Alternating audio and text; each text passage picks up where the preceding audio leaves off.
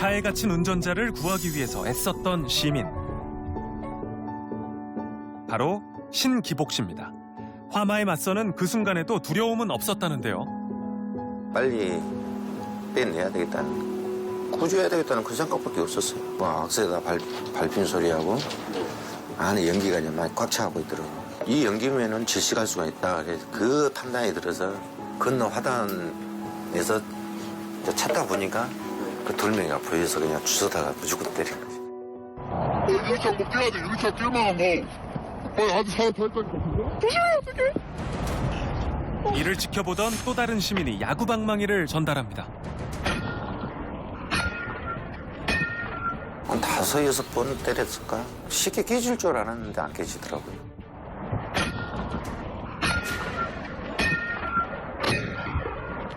빨리 나 빨리. 운전자의 생사가 걸린 상황. 그저 쉽게 포기할 수 없었죠. 어떡해. 이제 의식이 계속 없으니까 야구방망이 이제 계속 창문을 두드리니까 그때서야 차 문을 여시더라고요.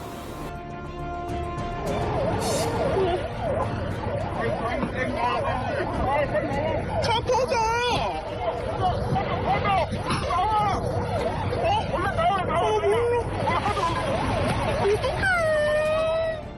용재 씨가 의식을 되찾은 운전자를 부축해서 갓길로 대피시킵니다.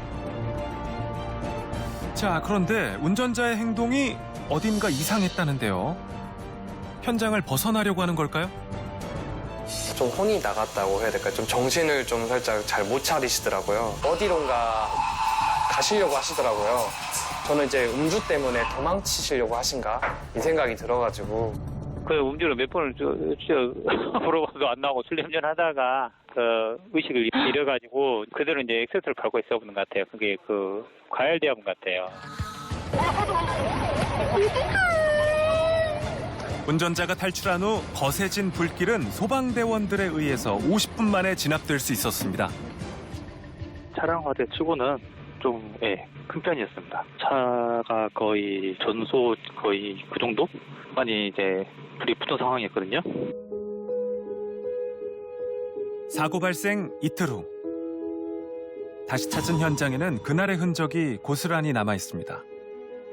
열기에 그을린 도로가 당시 상황을 가늠케 하는데요. 물어봤을 때는 오로지 운전자를 구해야겠다는 생각에 본인이 다친 것도 몰랐다고 합니다. 일단은 내 부모, 형제다 생각하고 그렇게 달려들면은 어느 누구나 다 저처럼 그렇게 하지 않을까라는 생각이 들어요. 불이 난 차 운전자의 가족과 연락이 닿았습니다. 그저 감사한 마음뿐이라는데요. 조금 경미한 화상이 있긴 한데 크게 다치지 않으셔서 그분들도 다 무섭고 좀 어려웠을 텐데 누군가를 좀 돕기 위해서 그렇게 용기 내주신 게 가장 감사하고 그 덕에 이제 저희 가족도 크게 다치지 않은 것 같아요. 조금 더 빨리 내가 대치를 취했으면은 화상 안 입고 괜찮아지지 않을까. 그건 좀 미안한 감이 들어요. 일단 두들면은 깨지겠지. 그래서 있는 힘을 다해서 이제 두드렸는데 안 깨지더라고. 하나, 둘. 자동차 측면 유리창은 강화유리이기 때문에 쉽게 깨지지 않습니다. 유리창을 깨야 하는 상황에서는 어떻게 해야 될까요? 가장 적은 힘으로 유용하게 깰 수 있다고 했을 때는 이 모서리 지점을 타격하는 것이 가장 효율적으로 깨질 수가 있습니다. 유리창 가운데가 아닌 가장자리를 힘껏 내리쳐야 합니다. 자, 파편이 튀어서 탑승자가 다치는 걸 방지하기 위해선 뒷트렁크 아래 공구함에 있는 이 잭핸들을 사용하면 되는데요. 유리창 틈 사이에 공구를 집어넣고 지렛대 원리로 힘을 줄 경우에 보다 간단하게 유리창을 깰 수 있습니다. 지난 11월 두 제보자는 일행과 함께 서울 양양고속도로를 지나던 중이었습니다. 타고 났다. 야, 바리케이트 저거 쳤네. 차가 탔나 보다. 끝차로에 멈춰 서 있는 수산물 운송 차량. 그 옆 차로는 방호벽이 완전히 막아 통행이 불가능한 상태. 저희 앞에서 아마 불과 몇십 초 이내에 사고가 났을 것 같아요. 이거 사고다 인지하자마자 바로 내렸던 것 같아요.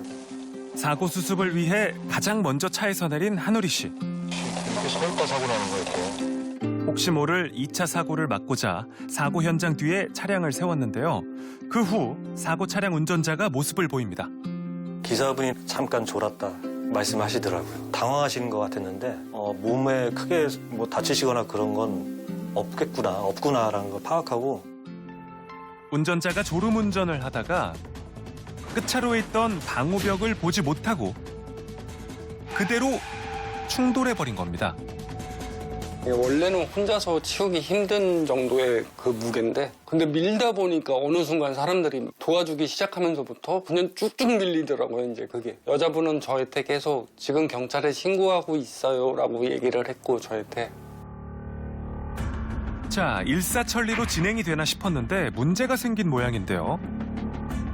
구조물을 밀다가 다 연결돼 있어서 밀기가 힘든 상황이었어요. 이쯤에서 한계가 오더라고요. 꿈쩍도 안 하던 방호벽이 다시 움직이기 시작합니다. 어떤 분이 그 구조물 그 핀을 뽑으시면서 그때부터 진행이 더 빠르게 구조물을 좀 치울 수 있었던 것 같습니다. 도로에 이탈하는 걸 막기 위해 각각의 방호벽을 고정해뒀던 연결 파이프를 분리했던 겁니다. 그제서야 빠른 속도로 도로가 정리되면서 사고를 목격한 지 5분 만에 사고 현장을 빠져나올 수 있었는데요.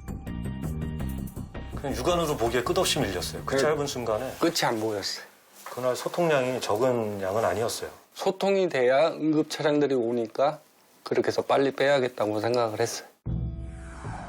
그런데 이런 경우 모두가 안전하기 위해서는 역할 분담이 중요합니다. 모두 다 앞쪽으로 모여서 그 상황을 정리하기보다는 어느 누군가 몇몇 분은 뒤쪽으로 이동을 해서 속도를 저감시키는 행위를 한다든지 차량이 빠르게 다가온다면 앞쪽에 정보를 전달하는 역할을 좀 해주셨어야 돼요. 위험에 처한 분들을 도와주는 것도 굉장히 중요한데요. 본인의 안전은 확보한 상태에서 안전하게 도움을 주셨으면 좋겠습니다. 여럿이 힘을 합치면 위기에 처한 이에게 큰 힘이 돼줄 수 있습니다.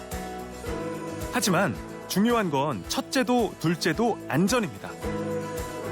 본인의 안전이 확보된 상태에서 사고 조치를 해야 모두가 위험에 빠지지 않는다는 점 기억하시길 바랍니다.